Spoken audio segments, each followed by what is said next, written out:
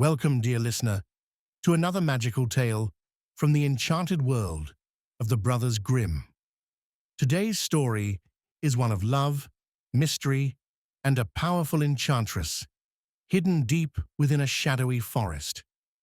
It's called Jorinda and Joringel, a tale that has been whispered through generations, first collected in the early 1800s by Jacob and Wilhelm Grimm as part of their quest to preserve the rich folklore of Germany. This story might remind you of a fairy tale mashup with a forbidden forest, a wicked sorceress, and lovers torn apart by a dark spell. But unlike many of the more famous Grimm tales, this one has a dreamy, almost haunting tone, like a half-remembered lullaby. As you listen, you'll find yourself wandering through moonlit woods, past ancient castles, and into a realm where doves cry human tears, and true love is tested by powerful magic.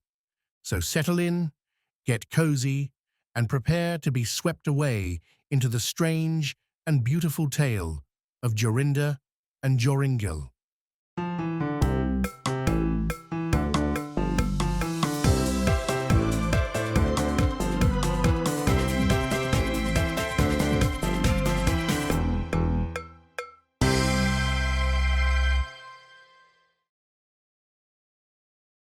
There was once an old castle in the midst of a large and thick forest, and in it an old woman who was a witch dwelt all alone. In the daytime, she changed herself into a cat or a screech owl, but in the evening she took her proper shape again as a human being. She could lure wild beasts and birds to her, and then she killed and boiled and roasted them. If anyone came within 100 paces of the castle, he was obliged to stand still, and could not stir from the place until she bade him be free. But whenever an innocent maiden came within this circle, she changed her into a bird, and shut her up in a wickerwork cage, and carried the cage into a room in the castle. She had about 7,000 cages of rare birds in the castle. Now, there was once a maiden who was called Jorinda, who was fairer than all other girls. She and a handsome youth named Joringel had promised to marry each other. They were still in the days of betrothal, and their greatest happiness was being together.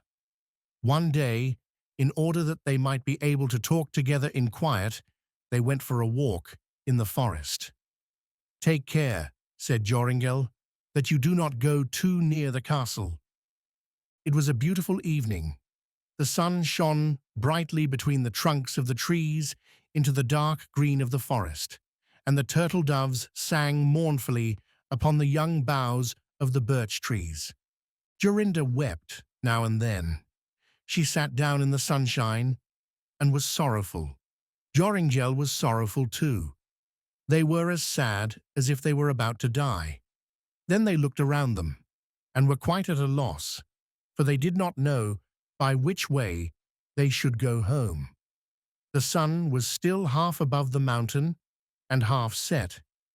Joringel looked through the bushes and saw the old walls of the castle close at hand. He was horror-stricken and filled with deadly fear. Jorinda was singing, "My little bird, with the necklace red, sings sorrow, sorrow, sorrow. He sings that the dove must soon be dead. Sings sorrow, soar, jug, jug, jug." Joringel looked for Jorinda. She was changed into a nightingale and sang, "Jug, jug, jug." A screech owl with glowing eyes flew 3 times round about her, and 3 times cried, "To-hoo, to-hoo, to-hoo." Joringel could not move. He stood there like a stone, and could neither weep nor speak, nor move hand or foot. The sun had now set. The owl flew into the thicket, and directly afterwards there came out of it a crooked old woman, yellow and lean, with large red eyes and a hooked nose, the point of which reached to her chin. She muttered to herself, caught the nightingale, and took it away in her hand. Joringel could neither speak nor move from the spot. the nightingale was gone. At last the woman came back and said in a hollow voice, "Greet thee, Zachiel. If the moon shines on the cage, Zachiel, let him loose at once."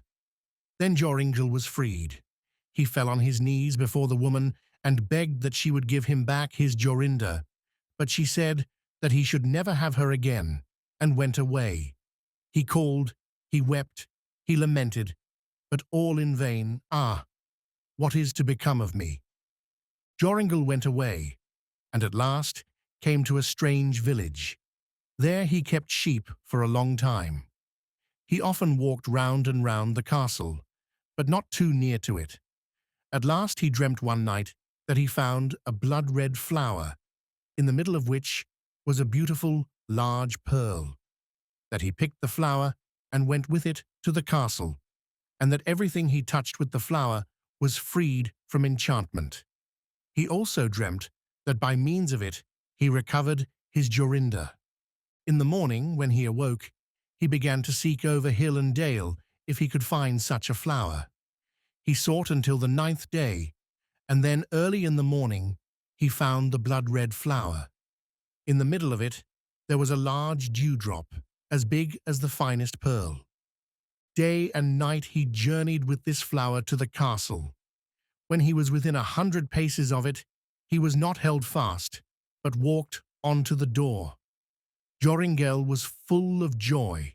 He touched the door with the flower, and it sprang open. He walked in through the courtyard, and listened for the sound of the birds. At last he heard it. He went on, and found the room from whence it came. And there the witch was feeding the birds in the 7,000 cages. When she saw Joringel, she was angry, very angry, and scolded, and spat poison and gall at him.